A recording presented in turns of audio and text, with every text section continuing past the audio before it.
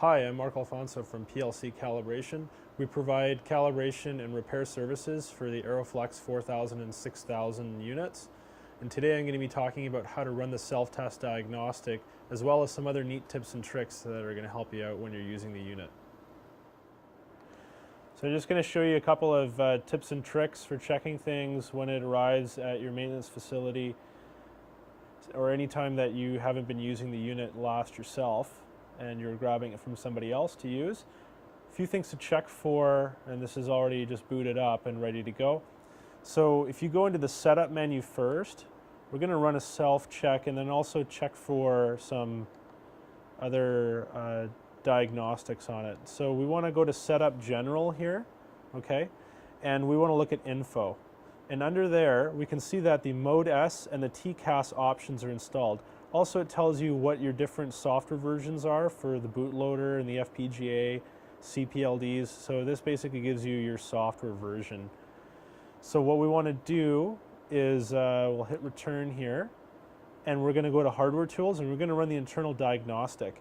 You'll see that the multifunction I/O board is revision 0, and then it actually gives you the revisions here, and it gives you the serial number of the block as well internally. Next thing that's really useful and really recommended to do is run the self-test, and that just basically checks the health of the unit. So disconnect all the cables first, as it says, and then you can run the test here. And this takes a few seconds to run. And one of the ones that you really want to look out for is the non-volatile RAM battery. Okay, and that's a battery that's actually installed on the circuit board itself. It's soldered in there. So it's something that you just want to see if you want to make sure that it says pass on it. It's rare that there be a problem with it, but it's something that, we have seen in the past, and that's something that we can do a repair on.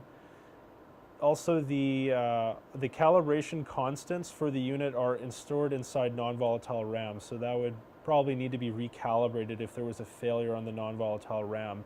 The other thing that non-volatile RAM is important for is it actually stores your options on there and the license codes for your options. So if for some reason you power up the unit one day and you're trying to use one of the extra options, such as the TCAS option, and you see that for some reason it's you don't have it anymore, or you can't access it, just run the self-test, make sure the NVRAM battery is okay, because like I said, if that has failed, the unit needs to be repaired and the option needs to be reinstalled again.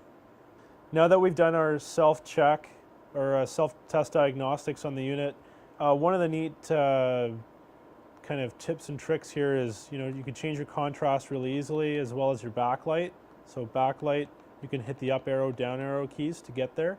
Another one that's really good to know is, say that you wanted to do your setup here, you can actually go through all the different setup menus. Okay, it says hit backlight when done.